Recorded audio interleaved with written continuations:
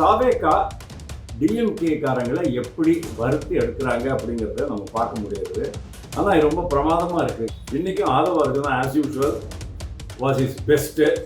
எப்படி டிஎம்கேக்கு ஆப்பு வைக்கணும் அப்படிங்கிறத ரொம்ப பர்ஃபெக்டாக அவர் பண்ணினார்.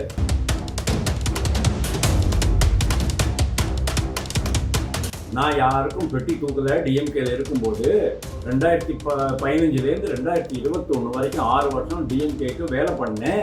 எல்லா வேலையும் பண்ணி கொடுத்துருக்கேன். எனக்கு கொடுத்த பொறுப்புகளை ரொம்ப திருப்திகரமாக பண்ணி கொடுத்துருக்கேன். நீ போயிட்டு உங்கள் அப்பாட்ட கேளு அப்படின்ட்டு. அப்பா யாரு? பட் இந்த மெயின் டைம் நீங்கள் பாருங்கள், விஜய் ஒரு நல்ல இன்டெலிஜென்ட் மூவ் பண்ணார். இந்த ஆதி திராவிடர் ஹாஸ்டலுக்கு போகிறாரு, மாணவ விடுதிக்கு போயிட்டு ரொம்ப சைலண்ட்டாக பார்க்குறாரு. அந்த மாணவர்கள் எவ்வளவு துறைகள் சொன்னாங்க தெரியுமா? எங்களுக்கு தோசை, இட்லி, பூரி, பரோட்டா, குருமா இதெல்லாம் எதுவுமே போடுறதில்ல. உப்புமா மட்டும்தான் போடுறாங்க. முட்டை போடுறதில்ல. எங்களுக்கு நான் வெஜிடேரியன் கிடையாது, பால் கிடையாது, ஒரு இழவும் கிடையாது. அந்த பணம் தான் எங்கே போகுதுன்னு நான் கேட்குறேன். எல்லா துறைகளுக்கும் நிதி ஒதுக்கப்படுகிறது. ஆனால் ஒரே ஒரு துறையில் ஏதாவது ஒரு துறையில் நிதி முழுக்க செலவு பண்ணல அப்படின்னு சொன்னால் அது ஆதி திராவிடர் துறை தான். அதாவது பழங்குடி மக்களுக்கு போய் சேர வேண்டிய இந்த 1000 கோடி ரூபா, 500 கோடி ரூபா வாட்டவர் அது போய் சேராது. அதை செலவே பண்ண மாட்டாங்க. அதுக்கப்புறமா அதை எடுத்து வேற எதுக்காக செலவு பண்ணிடுவாங்க. அப்படின்னு சொன்னால் அதில் சென்ட்ரல் கவர்மெண்ட் போர்ஷன் இருக்குன்னு சொன்னால் அதை சென்ட்ரல் கவர்மெண்ட்டுக்கு வாபஸ் கொடுத்துருவாங்க. அவர் இந்தியா நேயர்களுக்கு வணக்கம். நான் வாசுதேவன். இன்றைக்கி நம்ம பார்க்க போகிறது தமிழக சட்டசபையில் இன்றைய விவாதங்கள், அதனுடைய தரம் எல்லாம் பற்றி. இன்றைக்கி தமிழ்நாடு சட்டசபையில் எப்படி விவாதங்கள் நடந்துட்டுருக்குங்கிறது பார்க்குறோம். கொஞ்சம் தரம் இல்லாத விவாதங்கள் தான். தரம் ஓரளவுக்கு ஒரு தரம் எதிர்பார்த்தோம், பட் அது இல்லை. ஆனால் அட் த சேம் டைம் தாவேகா டிஎம்கேக்காரங்களை எப்படி வறுத்து எடுக்கிறாங்க அப்படிங்கிறத நம்ம பார்க்க முடியாது. தாவேகா தரப்பிலிருந்து 3 பேர், ஆதவ அர்ஜுனா, சிடி நிர்மல்குமார், ராஜ்மோகன், இந்த 3 பேரும் டிஎம்கே காரங்களை போட்டு பிரமாதமாக வறுத்து எடுக்கிறாங்க. நடுவில் அதிமுக தலைவர் எடப்பாடி பழனிசாமியும் மாட்டிக்கிறாரு.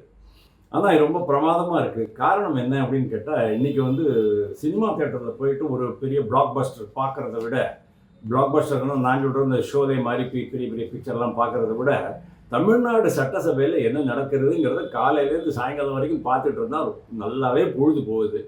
ஏன்னா அந்த அளவுக்கு காரசாரமான தாக்குதல்கள். இவர் தாக்குவார், ஒரு எதிர்த்தாக்குதல் தாக்குவார், இவர் திருப்பி அதுக்கு பதில் சொல்லுவார், அதுக்கு அவர் பதில் சொல்லுவார், அங்கே ஒரு கொறடா பதில் சொல்லுவார், இங்கே ஒரு அவை முனைவர் பதில் சொல்லுவார், அப்புறம் நடுவில் சபாநாயகர் வேறு தலையை பிச்சுக்குவாரே என்னடா பண்ணுறது அப்படின்னு தெரியாமல் இன்றைக்கி ரொம்ப பிரமாதமாக இருக்குது. இன்றைக்கும் ஆதவா இருக்குன்னா as usual was is best. எப்படி டிஎம்கேக்கு ஆப்பு வைக்கணும் அப்படிங்கிறத ரொம்ப பர்ஃபெக்டாக அவர் பண்ணினார்.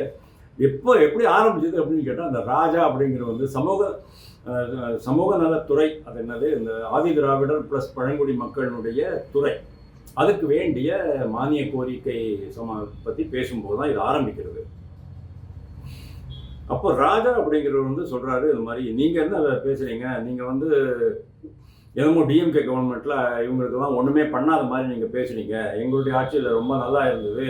அப்போ விடுதலை சிறுத்தைகள் கட்சி சார்ந்த சிந்தனை செல்வன் டிஎம்கே கூட்டணியில் தான் இருந்தார். அவரே டிஎம்கேனுடைய அந்த நடவடிக்கைகளை ரொம்ப போற்றி பாராட்டி புகழ்ந்து பேசியிருக்கிறாரு.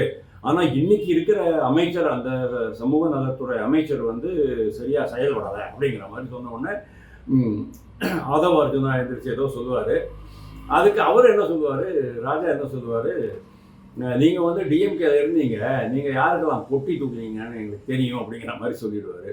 பொட்டி தூக்கின்னு சொன்னால் அதை என்ன அர்த்தத்தில் சொல்கிறார் அப்படிங்கிறத தயவு செஞ்சு புரிஞ்சுக்கிங்க. நம்ம அதெல்லாம் ரொம்ப வெளிப்படையாக விளக்கி சொல்லின்னு இருக்க முடியாது. அதுக்கு ஆதவ அர்ஜுனா எழுந்திரிச்சு சொல்கிறாரு, அதான் நீங்கள் அப்படி பேசினா எனக்கு பேச தெரியும். நான் யாருக்கும் பெட்டி தூக்கலை. டிஎம்கேல இருக்கும்போது 2015 2021 வரைக்கும் 6 வருஷம் டிஎம்கேக்கு வேலை பண்ணேன். எல்லா வேலையும் பண்ணி கொடுத்துருக்கேன். எனக்கு கொடுத்த பொறுப்புகளை ரொம்ப திருப்திகரமாக பண்ணி கொடுத்துருக்கேன். நீ போயிட்டு உங்கள் அப்பாட்ட கேளு அப்படின்ட்டு. அப்பா யாரு? அப்பாவை காணும்ட்டு சட்டசபையை தேடிக்கிட்டு இருந்தாங்கல்ல, அது அந்த அப்பா தான். குளத்தூர் கொத்து புரோட்டா அது மாதிரி இவர் சொல்கிறாரு. அதாவது ஆதவார்ஜுனா அப்படி சொல்லிடுறாரு. அதுக்கப்புறமா வன்னியரசு எழுந்திரிச்சு சொல்லும்போது சொல்கிற மாதிரி ஆதி திராவிடர் ப்ளஸ் இது அந்த பழங்குடி மக்களுக்கு நாங்கள் வந்து நிறையா விஷயங்கள் பண்ணிக்கிட்டு இருக்கோம். நான் வந்து முதல்லையும் அதாவது டிஎம்கே கவர்மெண்ட்டில் இருக்கும்போதும் பண்ணினதெல்லாம் நாங்கள் சொல்லத்தான் செஞ்சோம். நல்லா தான் பண்ணிகிட்ருக்காங்க தான் சொல்லியிருக்கோம். ஆனால் இன்றைக்கி அதை விட நாங்கள் ஜாஸ்தி பண்ணுறோம். 8 அமைச்சர்கள் இருக்கிறாங்க. அதாவது தலித் மக்களுக்கு 8 அமைச்சர்கள் இருக்கிறாங்க. சமூக நீதித்துறை அப்படின்னு பெயர் மாற்றம் பண்ணினோம். இதுக்கு முன்னால் நீங்கள் பாருங்கள், ஸ்டாலின் வந்து அந்த விடுதிகளுக்கு வந்து ஒரு பெயர் மாற்றம் பண்ணுவார். அந்த விடுதிகளுக்கு வந்து சமூக நீதி விடுதிகள் அப்படின்னு போடுவார். அதாவது ஆதி திராவிடர் ஹாஸ்டல் அப்படிங்கிறத மாற்றி சமூக நீதி விடுதிகள் அப்படின்னு சொல்லுவார். ஆக்சுவலி அது மாதிரி இந்த துறை மாற்றத்துக்கு வந்து இந்த தப்பு அப்படின்ட்டு யார் அப்ஜெக்ஷன் கொடுத்தாங்க தெரியுமா? இதே விடுதலை சிறுத்தைகள் கட்சியை சேர்ந்த ரவிக்குமார் அப்படிங்கிற எம்பி இந்த மாதிரி துறையை வந்து சமூக நீதித்துறை அப்படின்னு மாற்றக்கூடாது, அப்படி மாற்றிட்டீங்கன்னு சொன்னால் டைல்யூட் ஆகும் அப்படிங்கிற மாதிரி ஏதோ சொல்லியிருக்கிறாரு. அதுக்கு இவர் வந்து வன்னியரசு சொல்கிறாரு, நாங்கள் அதெல்லாம் பண்ணுற மாதிரி டைல்யூட் பண்ணுற மாதிரிலாம் இல்லை. அதாவது சமூக நீதித்துறை அப்படின்னு மாற்றினதுனால இந்த துறை எந்த மக்களுக்காக இயங்குகிறதோ, அதாவது ஆதி திராவிடர்கள் ப்ளஸ் பழங்குடியின மக்கள், இந்த 2 பேருக்காகவும் இந்த 2 சமுதாயத்துக்காகவும் நாங்கள் பல விஷயங்கள் பண்ணிக்கிட்டு இருக்கோம். அதில் எந்த விதமான டைல்யூஷனும் கிடையாது, அதாவது அதை நீர்த்து போக செய்யவில்லை அப்படின்ட்டு சொல்லிட்டு டெவலப்மெண்ட் ஆக்ஷன் பிளான் நாங்கள் தான் போட்டோம். அவங்களுக்காகவே இந்த மக்களுக்காகவே வீடுகளை கட்டி கொடுத்தோம், குடிநீர் கழிப்பிடங்கள் எல்லா வசதிகளும் பண்ணி கொடுத்தோம், நிதி ஒதுக்கீடு அதிகம் பண்ணினோம். அதே மாதிரி சமூக நீதி நாள் அப்படின்ட்டு ராமசாமி நாயக்கருடைய பிறந்த நாளையும் சமத்துவ நாள் அப்படின்ட்டு அம்பேத்கருடைய பிறந்த நாளையும் மாற்றி அறிவிக்கணும் அப்படின்ட்டு நாங்கள் எங்களுடைய திருமாவளவன் தான் சொன்னார். அதே மாதிரி இவங்க ஆதி திராவிட மக்களுக்கு தொழில் முனைவோருக்காகவே ஸ்பெஷலாக ஒரு வணிக வளாகம் கோவையில் கட்டப்பட்டிருக்கிறது. அதே மாதிரி ஊட்டியில் இருக்கிற அந்த ஆதி திராவிடர்கள் பழங்குடியின மக்களின் ஆய்வு மையத்துக்கு நாங்கள் அதிகமான நிதி ஒதுக்கீடெல்லாம் பண்ணியிருக்கோங்கிற மாதிரி நிறையா லிஸ்ட்டு போட்டு அவர் அடிக்கிறாரு. அதுக்கப்புறமா இந்த டிஸ்கஷன் போயிட்டே இருக்கும்போது ஆதவார்ஜுனா சொல்கிறாரு, காலனி என்ற பெயர் நீக்கப்பட்டு விட்டது அப்படின்ட்டு. காலனி அப்படின்னு சொன்னோன்னா அது வந்து கொஞ்சம் அந்த ஆங்கிலேயர்களுடைய இதில் இருக்கும், அதாவது ஆங்கிலேயர்களுடைய சாயலில் கொஞ்சம் ஒரு தரக்குறைவான சொல் அப்படிங்கிற மாதிரி. அப்படிலாம் ஒன்றும் கிடையாது. காலனிங்கிறது வந்து என்ன, குடியிருப்பு அப்படிங்கிறது தான் அவங்க காலனி அப்படின்னாங்க. ஆனால் காலனைசேஷன் அப்படிங்கிறது வரும்போது அது வந்து இது தப்பு. அதாவது அவங்க வந்து நம்ம நாட்டுக்கு படையெடுத்து வந்து நம்ம மக்களை அடிமைப்படுத்தி நம்ம காலனைசேஷன் பண்ணுவாங்க, காலனி மாதிரி பண்ணிடுவாங்க. அதாவது பிரிட்டிஷுக்கு நம்ம ஒரு காலனி மாதிரி அந்த அர்த்தத்தில் தான். ஆனால் இங்கே வந்து ஒரு குடியிருப்புக்கு ஒரு காலனி, அதாவது அம்பேத்கர் காலனி அப்படின்னு சொன்னால் சோமசுந்தரம் காலனி அப்படின்னு ஏதாவது ஒரு பேர் இருக்குதுன்னு சொன்னால் அது வந்து ஒரு குறைத்து மதிப்பிடப்பட்ட ஒரு ஏரியா அப்படின்னு நம்ம பார்க்கக்கூடாது. ஆனால் ஆதவார்ஜுனா நீ பேசும்போது ரொம்ப பிரமாதமாக டேட்டாவோடு வந்திருக்கிறாரு. ஆதி திராவிடர்கள் பழங்குடி மக்களுக்கு எவ்வளவு மோசமான ஒரு கண்டிஷன் அப்படின்ட்டு. சென்னையில் மட்டுமே 40% சேரிகளில் தான் இருக்கிறாங்க. அதே மாதிரி தமிழ்நாடு முழுவதும் அப்படி தான் இருக்குது. 68% ஆதி திராவிடர்களுக்கு எதிரான தலித்துகளுக்கு எதிரான கிரைம் 68% அதிகரிச்சிருக்கு அப்படின்லாம் சொல்லிகிட்டே போகிறாரு. ஆனால் வேங்கை வயல் பற்றி அவர் ஒன்றும் பேசலை. ஏன்னா வேங்கை வயல்லையே உங்களுக்கு வந்து என்னை பொறுத்த வரைக்கும் வேங்கை வயலில் அந்த குடிநீர் தொட்டியில் மலம் கலந்த அந்த நபர்களை ரொம்ப ஈஸியாக கண்டுபிடிச்சிருக்க முடியும். அங்கே இருக்கிற கான்ஸ்டபிள், போலீஸ் கான்ஸ்டபிளே வந்து அதை கண்டுபிடிச்சிருப்பாரு. ஆனால் வேணும்னே குற்றம் செய்தவர்களை அவங்க வந்து தப்பிக்க விட்டுட்டாங்க. அதுக்கு பிறகு என்னாச்சு, விஜய் வந்து சொன்னார், நாளைக்கு நான் வந்து வேங்கை வயல் போகிறேன் அப்படின்னாரு. அப்போ வந்து அவர் அரசியல் பண்ணிக்கிட்டு இருந்தார். அவர் ஒரு அரசியல்வாதி தான், முதல்வர் ஆகியிருக்கவில்லை, தேர்தலுக்கு முன்னால் சொல்கிறேன். உடனே இவங்க என்ன பண்ணுறாங்க, ஐயோ நாளைக்கு பரந்தூர் போனோடனே அவங்க பயந்துட்டாங்க. அடுத்தது வேங்கை வயல் போனால் அந்த பிரச்சனை நம்மளுக்கு அதிகமாகிடும் அப்படின்ட்டு இவங்க என்ன பண்ணுறாங்க, ராத்திரியோடு ராத்திரியாக தாழ்த்தப்பட்ட சமுதாயத்தை சேர்ந்த 2 பசங்களை 3 பசங்களை உள்ளே போட்டுடுறாங்க. ஆனால் உண்மையிலேயே அந்த குழந்தைங்க நிரபராதியா அல்லது குற்றவாளிகளாங்கிறது இன்னைக்கு வரைக்கும் எனக்கு தெரியல. தெரிஞ்சால் சொல்லுங்கள். இது ஒரு விஷயம். இந்த விஷயத்தை அவர் வந்து ஆதவ அர்ஜுனா சொல்லலை. ஆனால் ஆதவ அர்ஜுனா பல சமாச்சாரங்களை ரொம்ப அழகாக எடுத்து சொல்லிக்கிட்டே போகிறாரு. அதுக்கப்புறமா அந்த நிதி ஒதுக்கீடு விஷயத்தில் கூட முழுக்க நீங்கள் செலவு பண்ணலை. ஆதி திராவிடர்களுக்கான அது உண்மைதான். எல்லா துறைகளுக்கும் நிதி ஒதுக்கப்படுகிறது. ஆனால் ஒரே ஒரு துறையில் ஏதாவது ஒரு துறையில் நிதி முழுக்க செலவு பண்ணல அப்படின்னு சொன்னால் அது ஆதி திராவிடர் துறை தான். அதாவது பழங்குடி மக்களுக்கு போய் சேர வேண்டிய இந்த 1000 கோடி ரூபா 500 கோடி ரூபா வாட்டவர் அது போய் சேராது.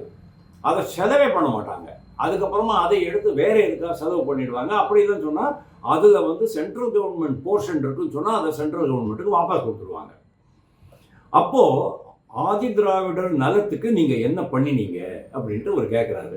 அதுக்கு KN நேரு எந்திரிச்சு சொல்லுவார், அது வந்து எல்லா துறைகளையும் நடக்கிறதான், எவரி டைம் நடக்கிறதான், இதெல்லாம் ஒரு பெரிய விஷயமே கிடையாது. பிற்படுத்தப்பட்ட ஒரு நலத்துறை அப்படின்ட்டு தான் முதல் முறையாக இந்த அமைச்சகத்துக்கு பேரை சூட்டியதே வந்து இவர் தான், கருணாநிதி தான் அப்படிங்கிற மாதிரி அவர் சொல்லிடுவார். பட் இந்த மெயின் டைம் நீங்கள் பாருங்கள், விஜய் ஒரு நல்ல இன்டெலிஜென்ட் மூவ் பண்ணார்.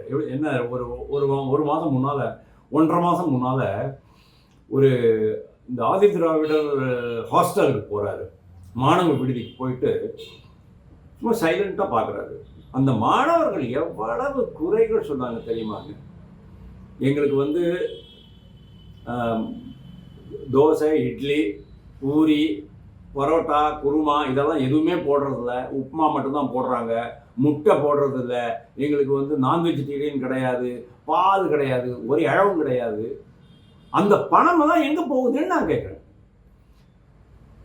துறைக்குன்னு இவ்வளோ ஒதுக்கியிருக்கிறீங்க. அங்கே ரேஷன் வாங்குறதுக்கு, இப்போ உணவுப் பொருட்கள் வாங்குறதுக்கு ஒதுக்கியிருக்கிறீங்க. அந்த அந்த ஹாஸ்டல் பராமரிப்பு, அந்த ஹாஸ்டல் உள்ளே போனீங்கன்னா நாற்றம் அடிக்கும். கழிப்பறை இருக்கும், தண்ணி இருக்காது. கழிப்பறையே க்ளீனாகவே இருக்காது. அவ்வளோ மோசமான ஒரு கண்டிஷனில் இந்த குழந்தைங்க போய் படிச்சுக்கிட்டு இருக்கு. எங்கேருந்தெல்லாமோ வந்து இங்கே ஹாஸ்டல் தங்கி படிச்சுக்கிட்டு இருக்காங்க. இந்த அளவுக்கு அவலமான நிலையில தான் டிஎம்கே ஆதி திராவிடர்களையும் பழங்குடி மக்களையும் வச்சுக்கிட்டு இருந்தது அப்படிங்கிறத ஆதவ அர்ஜுனா ரொம்ப பிரமாதமாக படம் போட்டு காமிச்சிட்டார். அதுக்கப்புறம் சொல்கிறாரு, நான் வந்து டிஎம்கேல 2014 40 தோற்று போனாங்க டிஎம்கேக்காரங்க. 2015 நான் வந்து டிஎம்கேல ஜாயின் பண்ணேன். அதாவது கட்சி ரொம்ப மோசமான நிலை மேலே, அதாவது மனநிலை பாதிக்கப்பட்டிருக்கும். அதாவது 40 தோத்துட்டீங்கன்னு சொன்னால் மனநிலை பாதிக்க வேண்டியதுதான். மோசமான ஒரு காலகட்டத்தில் தான் நான் வந்தேன். 2015 2021 வரைக்கும் நான் இருந்தேன், 6 வருஷம்.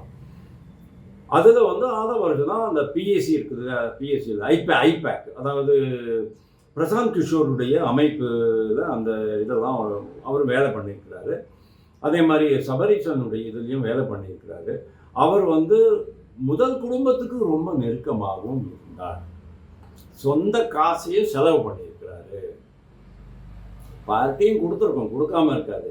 அதைத்தான் வந்து மறைமுகமாக ராஜா எம்எல்ஏ, டிஎம்கே எம்எல்ஏ சொன்னார், இப்போ நீங்கள் யாருக்கு பொட்டி தூக்கினீங்கன்னு எங்களுக்கு தெரியும் அப்படின்னாரு. அது என்ன அப்படிங்கிறது நம்மளுக்கு தெரியாது. அதெல்லாம் வேண்டாம், அந்த மேட்ரை வேண்டாம் நமக்கு. ஸோ அந்த காலகட்டத்தில் Aadhav Arjuna is a very intelligent man, is a strategist. அப்போது டிஎம்கேயை ரொம்ப பக்கத்தில் இருந்து அவர் பார்த்துருக்கிறாரு. அவருக்கு பல ரகசியங்கள் தெரியும், அரண்மனை ரகசியங்கள், பல விஷயங்கள் தெரியும். அதே மாதிரி கட்சிக்குள்ளே எங்கெங்கெல்லாம் அதிகார மையங்கள் இருக்குது, யாரை கவுத்து விடுறாங்க, யார் கூட ஒத்துழைக்காமல் இருக்கிறாங்க, யாருக்கு எப்படியெல்லாம் வந்து பணம் போகுது, இந்த மாதிரி இந்த பல விஷயங்கள் ஆதவ அர்ஜுனாவுக்கு தெரியும். அதெல்லாம் கொஞ்சம் கொஞ்சமாக எடுத்து விட்டால் என்ன ஆகும் அப்படிங்கிறது தெரியல. ஆரம்பத்துலேருந்தே நம்ம பார்த்துட்டு இருக்கோம். அதாவது சட்டசபை தொடர் ஆரம்பித்ததுலேருந்து இன்னைக்கு வரைக்கும் தொடர்ச்சியாக பட்ஜெட் தொடர் தான் நான் சொல்கிறேன். டெய்லி ஏதாவது ஒன்று ஆதவ அர்ஜுனா கொளுத்தி போட்டுக்கிட்டே இருக்கிறாரு. டிஎம்கேயை தூங்க விடாமல் அடிக்கிறாரு. இது எப்படி இருக்குது அப்படின்னா, ஜெயலலிதா வந்து ஆட்சி அமைச்ச போது டிஎம்கேயை எழ விடாமல் அடித்தாங்க.